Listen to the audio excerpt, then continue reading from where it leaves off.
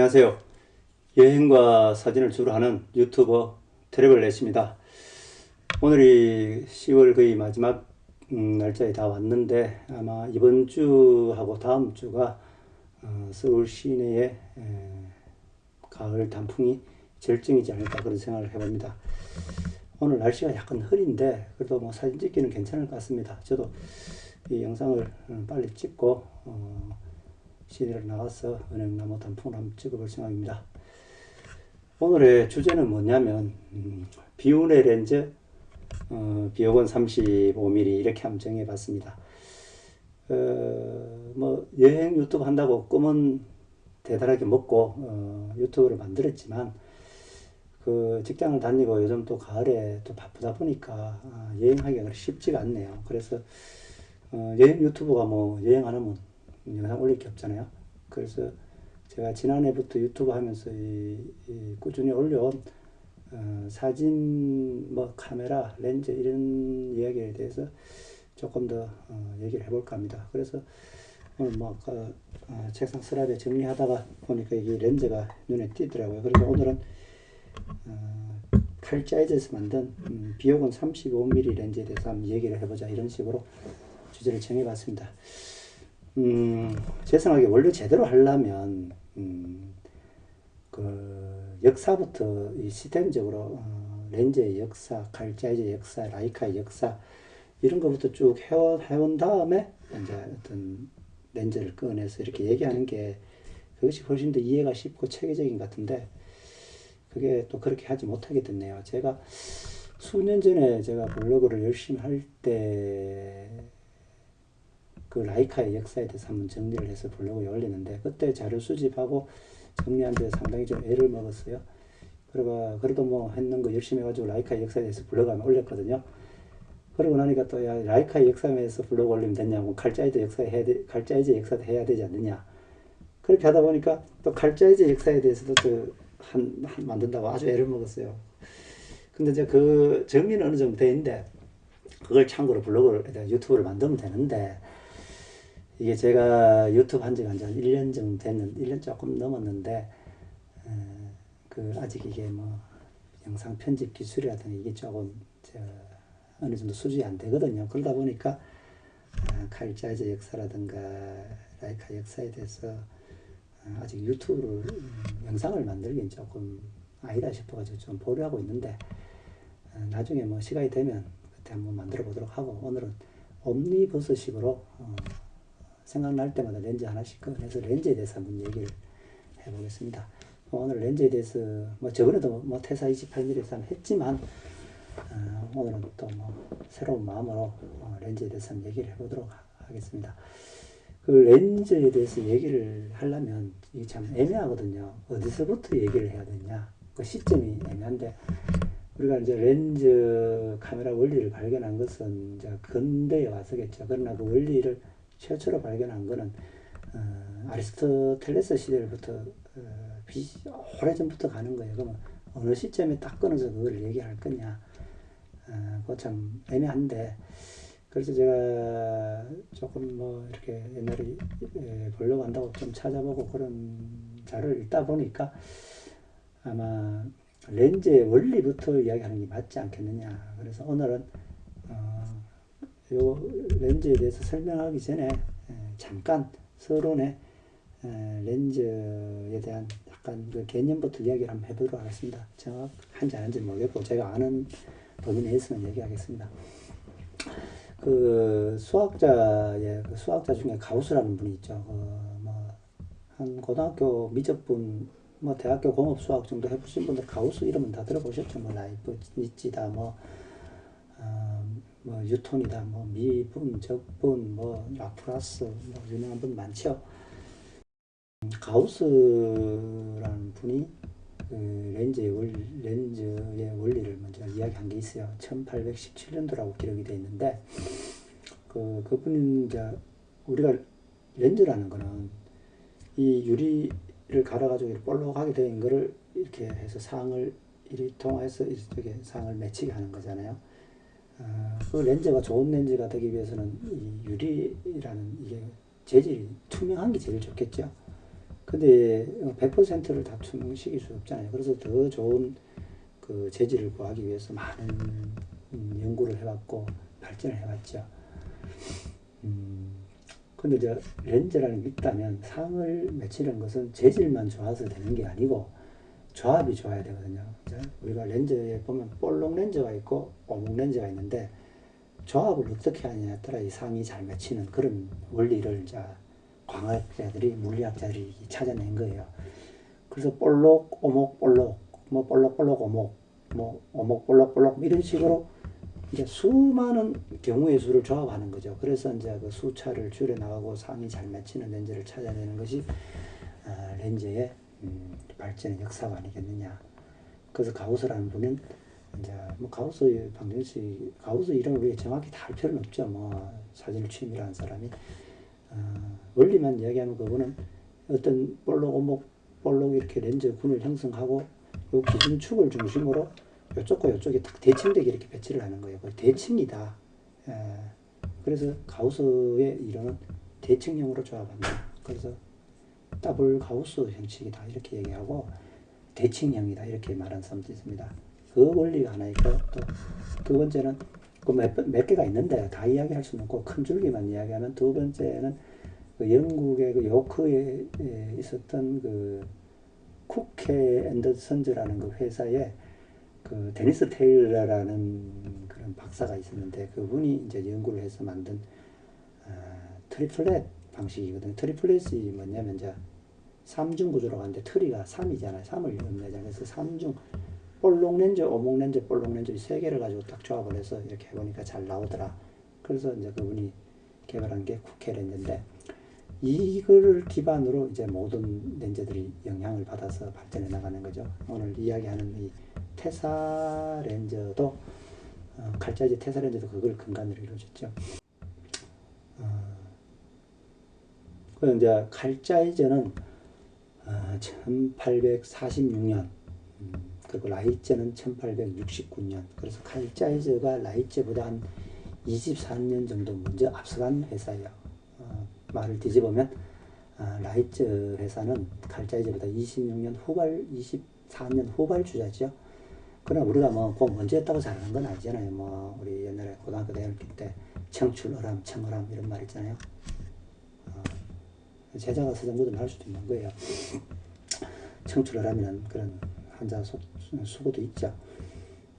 어떤 간에 칼자이저 회사에서 1902년에 그 파울 루돌프라는 박사가 이제 그 테사 렌즈를 개발했죠.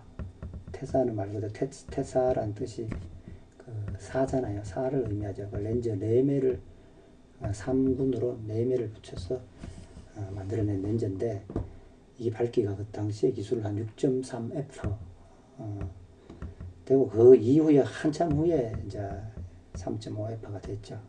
어떤 간에 처음에 6.3f도 상당한 기술이었죠. 그 당시 재질로 그래 만들어냈다는 것은 뭐 신의 기술이었죠. 그래서 렌즈의 선두주자는 라이저사가 태어나기도 전에 24년 전에 이미 칼자이저에서는 훌륭한 렌즈들을 만들고 있었다. 그러다가 1914년에 그 유명한 라이카사의 유명한 기술자죠. 이분이 원래는 칼자이저에서 근무하다가 라이저사로 넘어가는 분인데 오스카 바르나 라이카의 역사를 공부하다 보면 늘 세 분을 알게 되죠. 라이저 1세, 2세, 라이저 경영진 그 사장님이죠. 그리고 기술자로는 기계 분야는 오스카 바르나, 렌즈 분야는 막스 베락. 그 이 세 명이 그 라이카의 신화를 창조한 거죠. 그래서 렌즈는 막스 베락이다.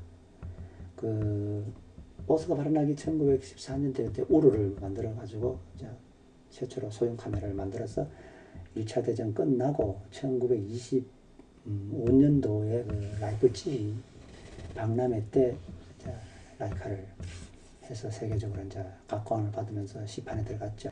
그래서 그때 붙인 렌즈가 엘마인데 원래는 처음에 초기에는 또 엘막스인데 여기 그 이야기하면 헷갈리고 엘마 렌즈를 50mm를 썼는데 처음에 렌즈가 개발될 때 대부분이 50mm를 채택을 했었어요. 50mm가 뭐냐면, 우리 인간의 눈이 이렇게 편안하게 이렇게 앞을 보면 이렇게 보이는 각이 있다고요. 이게 한 46도쯤 된다고 하더라고요.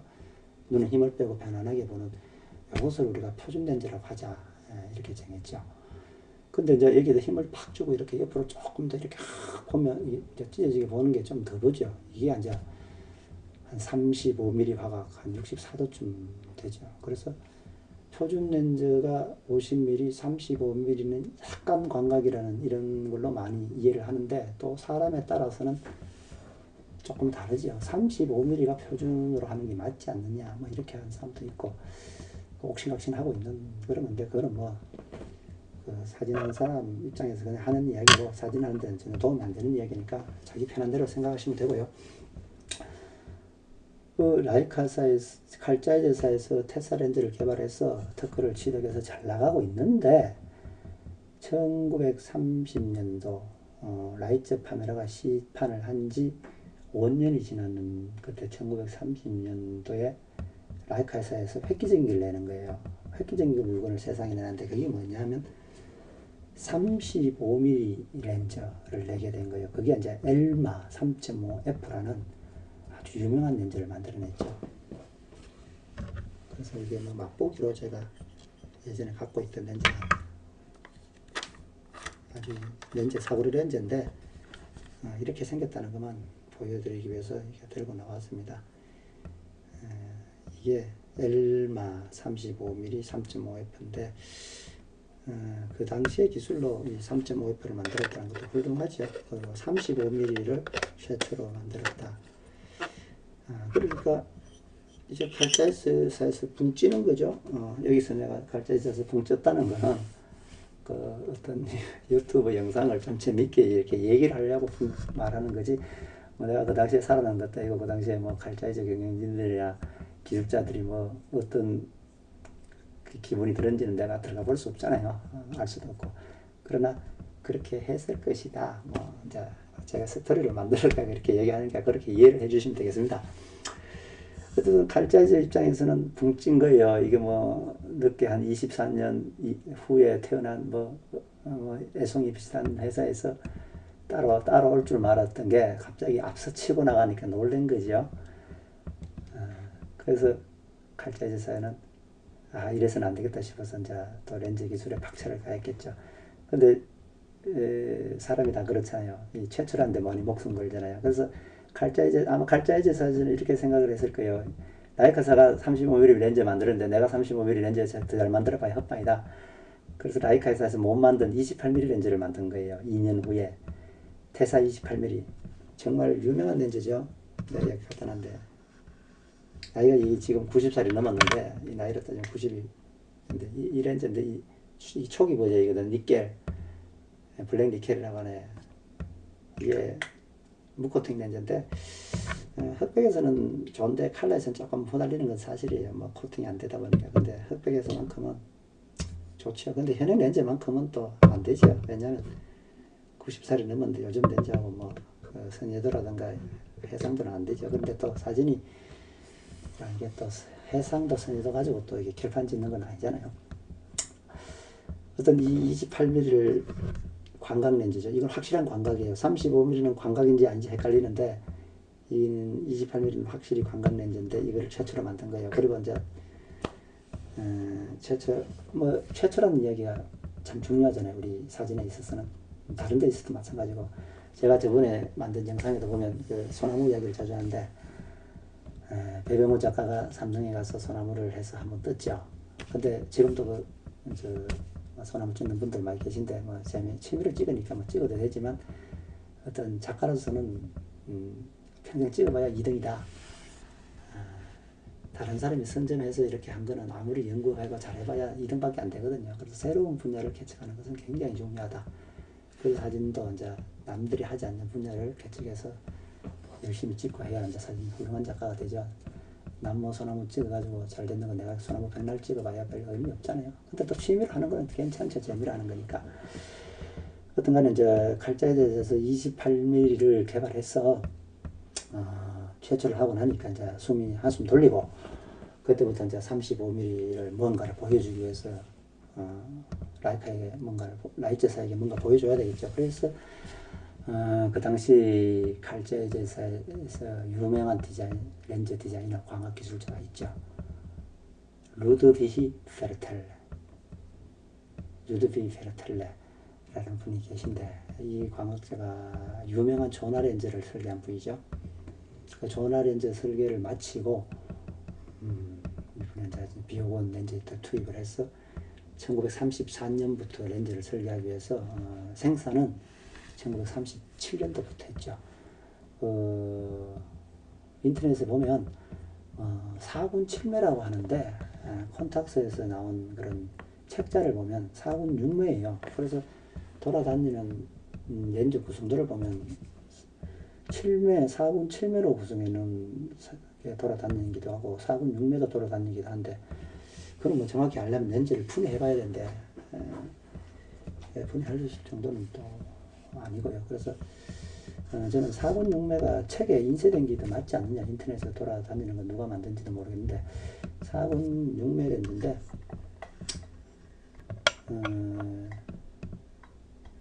그 루드비 베레텔레 박사를 제가 좀 관심 있게 좀 공부를 해봤어요. 저번에 영상에도 루드비 베레텔레 박사에 대해서 좀 오랜 시간 언급한 적이 있는데, 광학 기술자로서 대단하신 분이지만 그분이 또 젊은 시절에 제가 옛날에 젊은 시절에 그 할리 데이비슨 타고 많이 방황하고 했는데, 또 그분도 그 당시에 또 그 오토바이 매니아로서 그 할리 데이비슨 타고 그랬다고 하더라고요. 그래서 같은 닮은 생각을 가진 사람은 조금 더 호감이 가지요. 그래서 루드 베레텔레 박사가 참 광학자로서는 훌륭한 분이구나, 이런 생각을 많이 하고 있습니다. 그분이 심려를 기울여서 개발한 설계한 렌즈 비오곤 35mm 2.8f입니다. 이게 1937년에 만들어졌으니까 뭐 나이가 많죠. 70년 넘었죠. 이게 좀 그 당시에 37년에 만든 렌즈 치고는 상당히 깨끗하고 요즘 렌즈보다 더 새거라고 하나요? 그리고 이 렌즈의 특징이 보면 요 톡티 나와 있죠. 이걸 이제 후옥이라는데, 뒤에 붙은 옥이다. 뭐 옥은 아닌데 그래도 후옥 그러는데, 이게 많이 튀어나와 있잖아요. 많이 튀어나오면 어떤 효과가 있냐면, 필름이 이래 있으면은 필름에서 이렇게 보통 라이카 렌즈 같은 거 많이 떨어져 있거든요. 그래서 이 상을 이렇게 쏴주는데 이 가는 과정에서 왜곡될 수가 있잖아요. 근데 이거는 필름 코앞에서 이렇게 맺힌 상을 쏴주니까 필름이 딱 맺히니까 왜곡될 그런 게 없는 거예요. 그러다 보니까 해상도가 굉장히 좋은 거예요. 그래서 그것 때문에 좋다는 사람들이 많은데, 말은 뭐 그런데 또 그런 것 같아요. 저도 뭐 그게 동의하고. 그래서 이 호흡이 티 나온 것이 광학적으로는 더 좋다, 그런 생각은 확실한데, 다만 이게 단점이 오만 바디에 다 붙여 쓸 수가 없어요. 딱 요거를 쓸 수 있는 바디가 한정되어 있는 거예요. 너무 많이 튀어나와서 이 바디에 접촉이 안 되는 거예요. 그래서 이 단점은 이 렌즈는 그 콘타렉스 요거를 쓸 수 있는 바디가 하나 있고, 그 나머지 콘타렉스는 또 쓸 수도 없어요. 그리고 일본에서 만든 S 시리즈에는 이게 가능해요.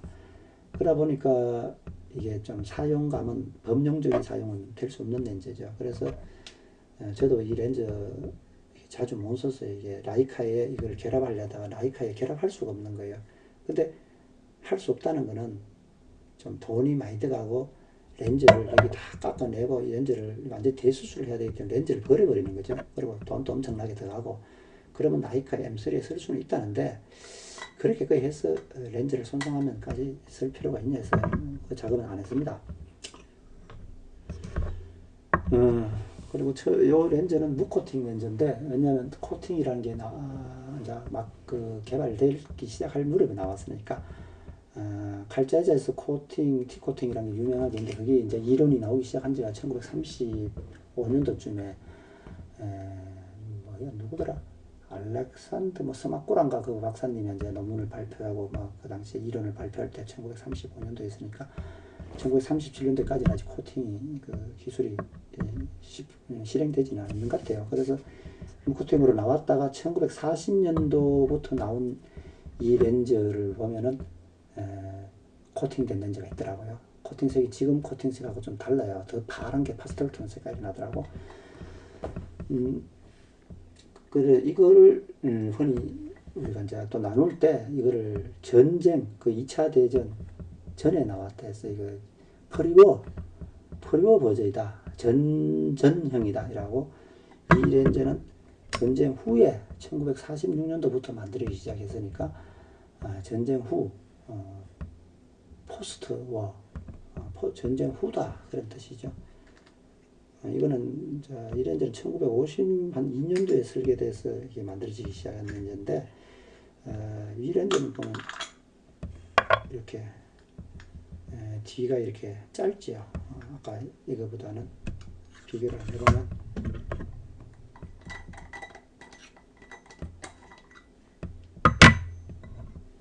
좀 차이가 많이 나죠. 그러면 이제 또 어떤 사람들이 이렇게 묻는 사람들이 있겠죠. 그러면 결론 뭐냐? 이게 좋냐, 이게 좋냐 이렇게 물을 거 아니에요. 그럼 엄마 좋냐, 아빠 좋냐인데 그걸 대답할 사람은 없죠. 다 장단 뭐든지 이게 일단 일장이라는 게 있잖아요. 좋은 점이 있고 나쁜 점이 있고 이건 나름대로 좋지만 또 이건 나름대로 좋은 게 있어요. 이거는 무코팅이고 이거는 코팅이 됐잖아요. 이 코팅 기술이 훨씬 더 디코팅이 완성된 다음에 나온 거니까 코팅 기술이 더 좋았고 또 광학 기술이 또 오랜 세월 후에 많이 발전했을 때 나왔으니까 전체적인 밸런스라든가 이런 건 또 이것도 잘 돼 있죠. 그래서 뭐 좋다 나쁘다를 떠나서 특성이 있다. 그래서 전형과 프리워와 포스트워의 이 렌즈가 비오곤 35mm 사용하시는 분들에서는 많이 이렇게 입으로 회자되고 있다. 이게 좋냐 이게 좋냐 갑론을박이 많이 벌어지고 있죠.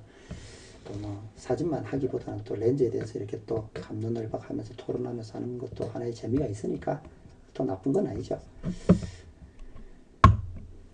제가 그러면 아까 처음에 이게 비운의 렌즈라고 했는데 왜 자꾸 이걸 렌즈를 비운의 렌즈라고 하느냐,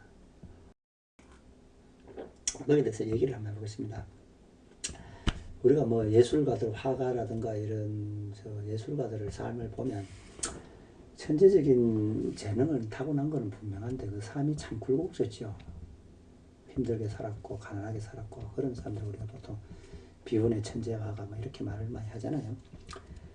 능력은 뛰어났음에도 불구하고 사회적으로 별로 대우를 못 받고 인정도 별로 못 받고 그렇게 하는 것을 우리가 보통 비운의 인생이다 이렇게 하는데 이 렌즈도 거기에 약간 그런 말을 참작해서 이것도 제가 비운의 렌즈라고 하는데 렌즈의 어떤 결과물로 봤을 때는 참 좋아요. 거의 라이카 렌즈를 능가한다 이렇게 말을 해도 전혀 뭐 틀린 말은 아니죠. 그런데 이게 좀 사용감은 라이카 렌즈보다 상당히 불편해요. 그 조리개 돌릴 때, 거리개 돌릴 때 이게 둘이가 막 이렇게 엉키기도 하고 사진 찍으면서 이게 초점 맞추고 조리개 돌리는 게 쉽지가 않아요. 그래서 제가 사진 찍을 때 옛날에 짜증이 나서 이거 막 장난으로 땅에 패대기 칠 흉내를 많이 내고 그래서요. 뭐 그렇다고 패대기 친 건 아니고 그 정도로 좀 불편해요. 불편한 거는 확실히 이제 라이카보다는 훨씬 불편해요. 그러다 보니까 조금 손이 덜 갈 수도 있고 그거보다도 이제 라이카 회사에서 오스카 바라나기 바디를 너무 잘 만든 거예요. 칼자재 회사에서 못 만든 게 아니고 오스카 바라나기 바르낙을 만들고 그 오스카 바르낙이 35년 동안 돌아가시고 후배들이 그걸 이어받아서 M3를 만들어 버렸잖아요. 그러니까 라이카는 지구상에서 완벽한 바디다. 카메라에서는 완벽한 바디가 M3다. 그럼 물론 바르낙도 완벽하고 그러다 보니까 바디를 워낙 잘 만드니까 사람들이 전부 다 라이카를 선호하게 되고 또 렌즈도 괜찮고 이러니까 이제 카메라 시장이라든가 수요가 라이카로 옮겨가 보니까 콘탁스에다 짜이제 이콘 해서 1926년에 칼자이제사가 짜이제 이콘이 됐죠. 짜이제 이콘은 좀 내리막길을 걷게 되죠. 그러다 보니까 바디가 인기가 없는 거예요. 그러다 보니까 렌즈도 뭐 당연히 이제 수요를 못 따라가겠죠. 그래서 이제 이게 비운의 재주는 뛰어난데 대접을 못 받는 거예요. 그러다 보니 어떤 대접을 받느냐? 이렇게 나무 바디에 다른 회사 바디에 옵션으로 이제 쓰는 거예요. 이종 교배용으로만 쓰는 거예요. 이렇게 저처럼 이렇게 떠가지고 이게 뭐 삐져내고 잘라내고 수술을 해가지고 이걸 갖다가 라이카 바디에 이렇게 끼는 거죠. 이런 용도 아니면 요즘은 이걸 또 이렇게 디카에 소니 디카 뭐 후지 디카에 쓰시는 분이 많거든요. 예를 들어서 이제 우리가 중국의 역사를 보면 삼국지라든가 이런 데 보면 그런 말이 있잖아요. 적장에 목을 베더라도 예의는 갖춘다 이런 말 있잖아요.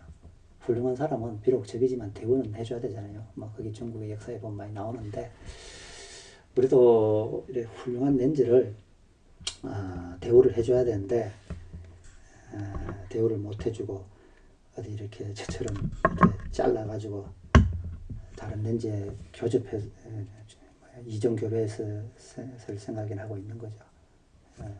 그래서 저는 늘 이 뛰어난 칼자이즈 렌즈에게 미안하고 그런 마음도 들지만 그러나 좀 더 대우해 드리기 위해서 제가 비록 대우해서 콘타렉스 바디에 사용해 주지를 못하지만 제가 라이카 렌즈에 끼어서 해외여행 갈 때, 오지여행 갈 때 역할을 충분히 발휘할 수 있도록 세계 곳곳 돌아다니면서 가는 곳마다 이 렌즈로서 사진을 죽여주겠다는 그런 마음가짐은 항상 있습니다. 그렇게라도 이 뛰어난 능력의 렌즈를 대우해줘야 되지 않겠냐 그런 생각을 갖고 있습니다. 이거 뭐 사족으로 몇 마디 더 해보자면 우리가 사람도 그렇고 렌즈도 그렇고 이거는 이제 뭐 우리가 무생물이라고 하는데 사람은 생명이죠.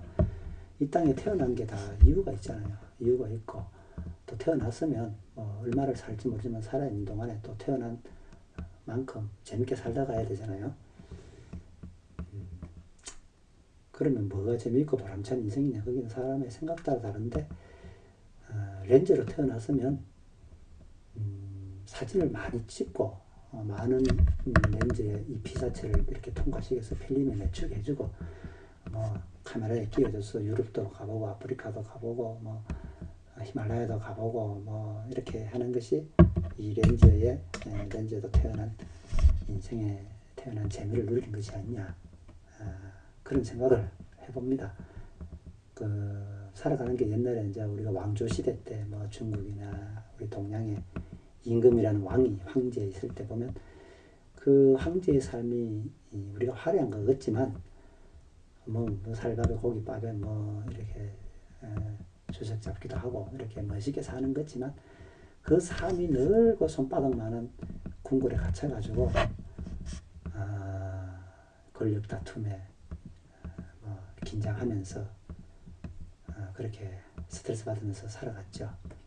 그 삶이 공기 좋은데 자연에서 농사 지으면서 살아가는 농민의 삶보다 그게 과연 나은 삶이었느냐 여기에 대해서는 사람의 어떤 생각마다 다르겠죠. 그래서 저는 개 생각을 말하면 나는 시골에서 그냥 이름 없는 농부로 죽으면서 그렇게 자유롭게 농사 짓다가 살아가는 게 더 낫지 않느냐.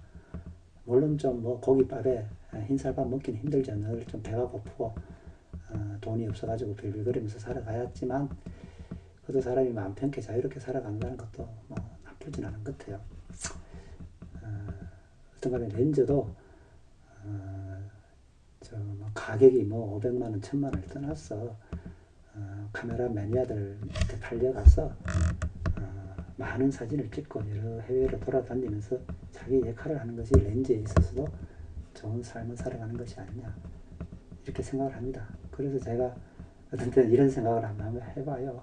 그럼 렌즈에 있어서 더 이거보다 더 불우한 렌즈는 뭐냐?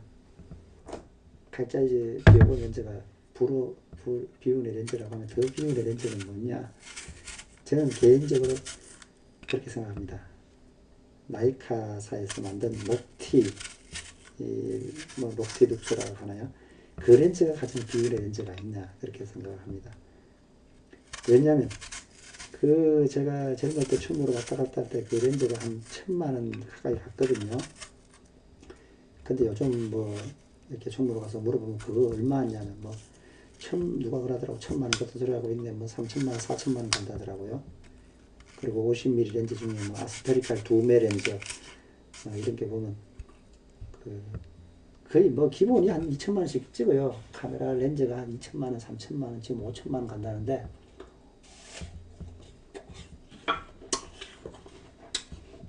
그러면 그걸 물론 구하는 사람도 있겠죠. 구하니까 팔려가겠죠. 다만 그런 고급 렌즈일수록 성능은 뭐 별 차이 없겠지만 아마도 뭐 전설이라는 게 또 있잖아요. 전설이 있다 보니까